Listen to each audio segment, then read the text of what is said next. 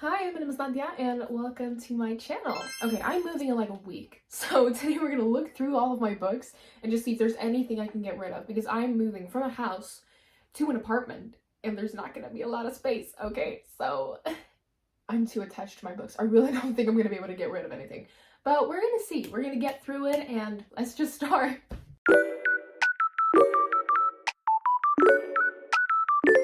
See, I was at the library today and I wait, I'm just gonna show you the clips. I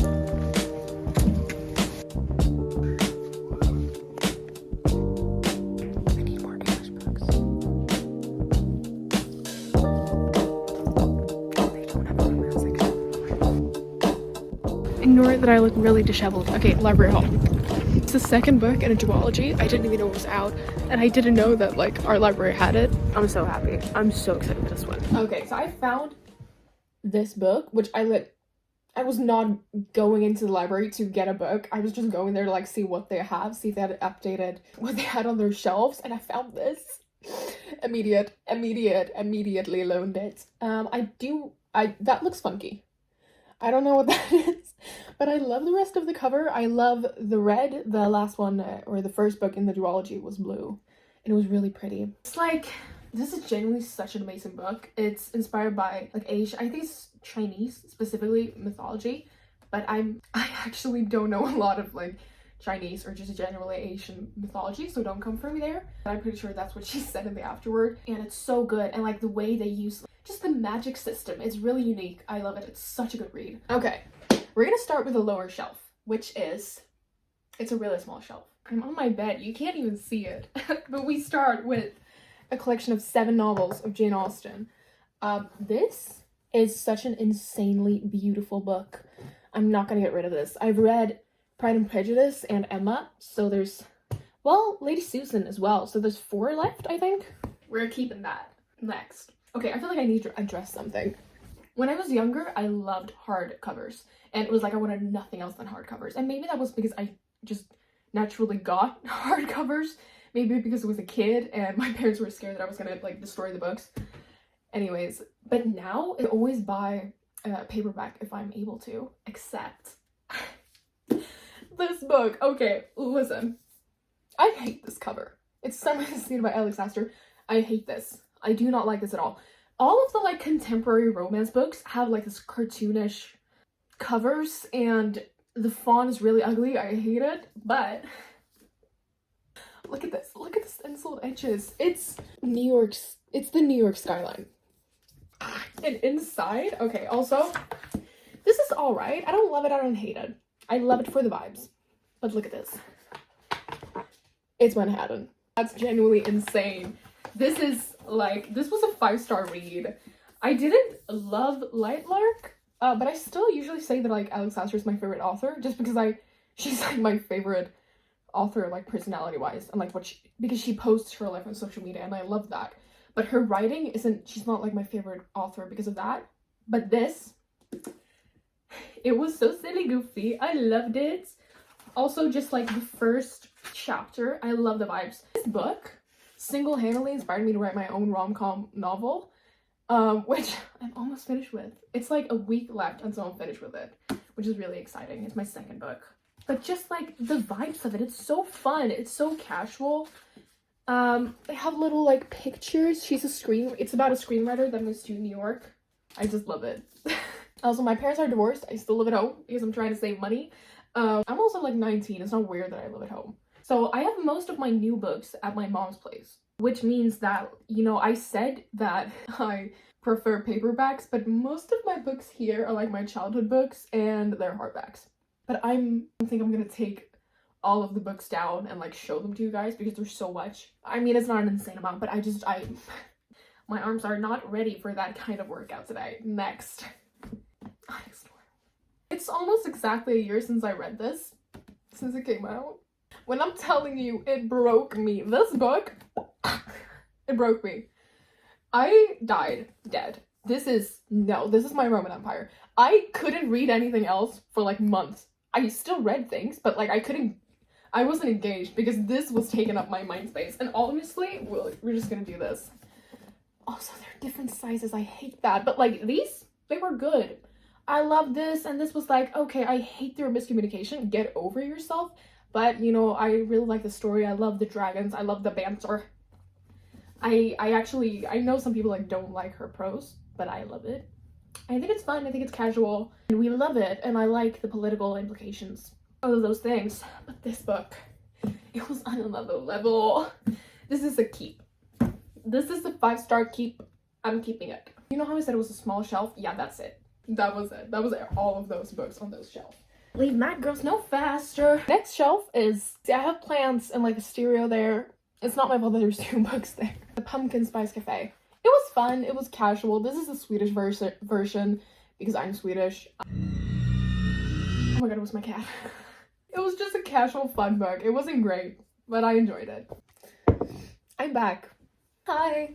I'm back after like 20 minutes. My phone storage was full.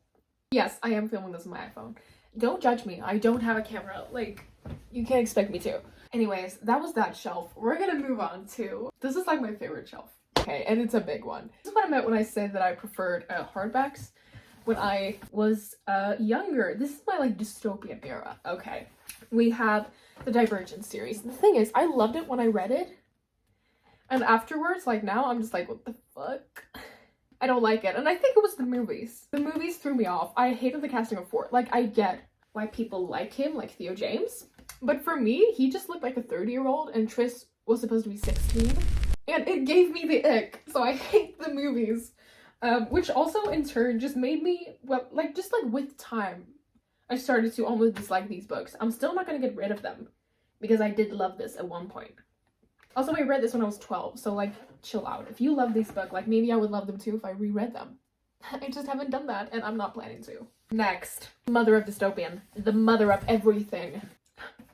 Hunger Games, Listen, Suzanne Collins is amazing. Her story with like Gregor and the Underworld, I read it in Swedish. I'm unsure of the title. It was my series when I was a little kid. I just didn't have it in actual physical copies, but I do have the Hunger Games and both of these. And these I bought, okay, well this one when it came out in like 2021. When did it come out? I don't know, 2020? I swear I deleted like 30 minutes worth of videos and still I can't film a 2-minute clip. What is this? I don't know where I was, so we'll just take this again. Sunrise on the Reaping.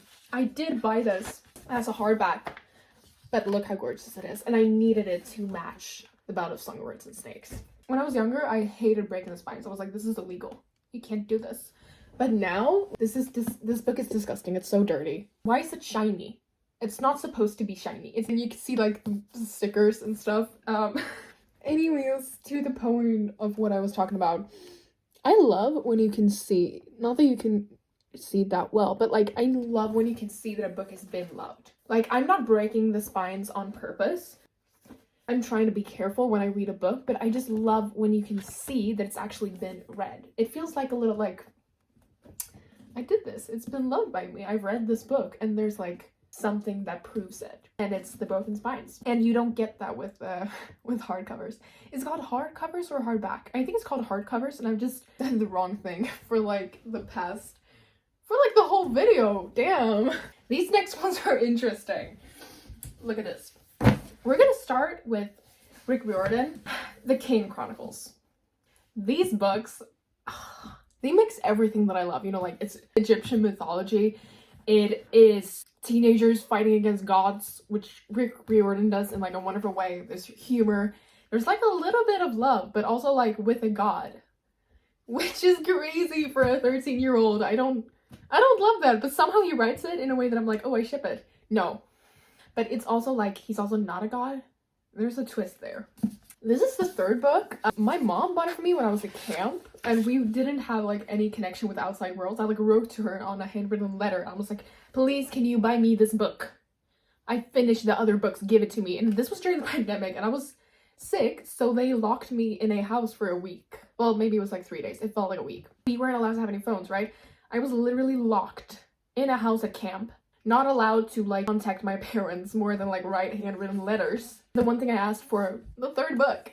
I think I reread these literally 3 times when I was sick those 3 days. And there was nothing else to read there except the Bible because it was a Christian camp. I'm not even Christian. I was so bored that I picked up the Bible.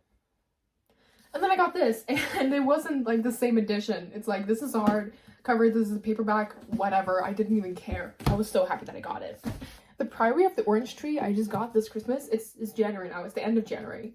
I don't know when I'm gonna post this video, but when I'm filming this, it's the end of January. Also, I've read like 1 book this month. What's up with that? And I've been beta reading, but I can't put that on my Goodreads. It shouldn't be about Goodreads, so that was stupid of me to say. But anyways, I'm gonna read this book someday. I'm really excited for it. Next up, the book series that end all other book series. My favorite, Throne of Glass. The thing is, I've read all of them. I love this so much. Aelin is in my heart. Lorcan, he's so underrated, and just the world building. Like, the first books, I liked them, I didn't love them.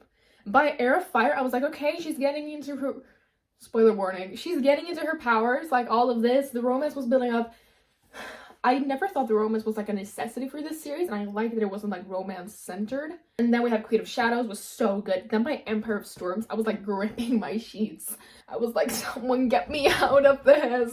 And then Kingdom of Ash came, and the thing is, just this story just grew and grew and grew, and like seeds that Sarah J. Maas planted in like Assassin's Blade, in Throne of Glass, like it all came together in this last book. It was so epic. I love it so much. I'm gonna keep this forever. Okay, now we're getting into the nitty-gritty, the good stuff. These are my childhood books, my ride or dies. The Wolf Brother, Chronicle of Ancient Darkness. These books, oh my god, these books, they were actually what got me into reading.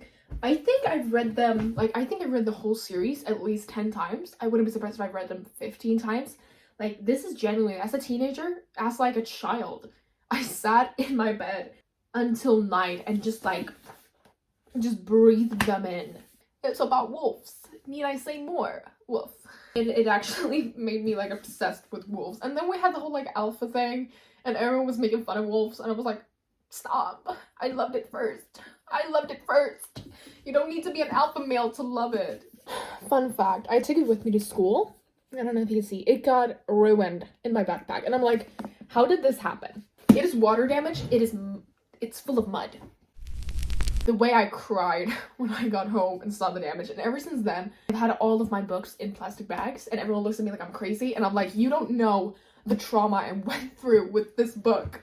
And finally, we have the series that got me into the series that got me into fantasy. It is Aragon.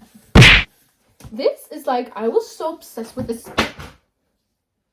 This is the series that got me into fantasy. Okay, if you think of like lore dropping, it does a lot of that. There's like pages upon pages of just like fighting scenes. This is pure fantasy. I guess you could say that like Ronan, is that the name of the brother? I should know this because I've literally read this so many times. Roran is the name of the brother. Like, he has a little romance story. Aragon wants romance. He doesn't really get it.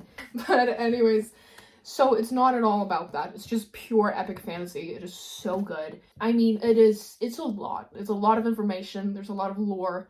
So if you don't love that, maybe it's not the book for you, but it's the book for me. And I think you can see that because I have literally different sizes, different editions, different languages of these books. I was literally so desperate to get a hold of every single book that I just grabbed the first thing I could see. So we have this is in Swedish, and then this is in English, and then we have like the old original covers, and then we have the newer ones. It's crazy, but it's what got me into fantasy. Okay, I had to move to my mom in like an hour, so I'm gonna go pack, but I'm gonna see you guys at my mom's. Okay, it's the next day. We're at my mother's now. Now, I'm going to be a little bit more selective here. I'm not going to take down every single book and talk about them. Starting with these. Everyone knows what this is. It's ACOTAR. It's cliche, but what got me back into reading again at an older age is ACOTAR. Esta is my girl. I love her. I relate to her so much, and she's my favorite character. I bought these like a week ago.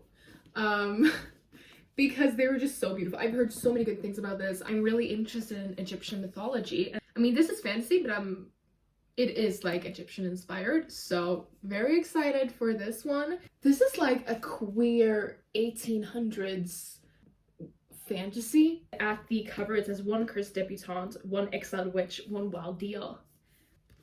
Alchemized. I am so excited to read this one. The same with A Study in Drowning. I got these for Christmas and I can't wait to read them, but as I said before, I've been in a little bit of a reading slump in January, so I don't think it's smart to like jump in with Alchemized. That's like almost 1,000 pages. I haven't decided which book I'm gonna choose to like get me back into reading because I have a few things to like beta read and arc read. I'm gonna do that. And if my reading slump still isn't over, then I'm just, maybe by then BK Borison will have dropped the second book in this series. I love her writing style so much. It is so just funny and like casual. This is a 6-star read for me. I love this book, and like I've never been one to like read a lot of contemporary romances, but this like really got me into it. And I read this, I think I read it just after Summer in the Cities. I was like on a little bit of a contemporary romance roll. Little counterpart, we have this, which is like kind of contemporary romance. I mean, you can just see the covers. I'm not gonna say anything more, but this is also hilarious. Like Josh, he's quite possibly the funniest MMC I've like ever read. Like there's not a second of his inner monologue where I'm not like cackling out loud. And then of course, Our Infinite Fates.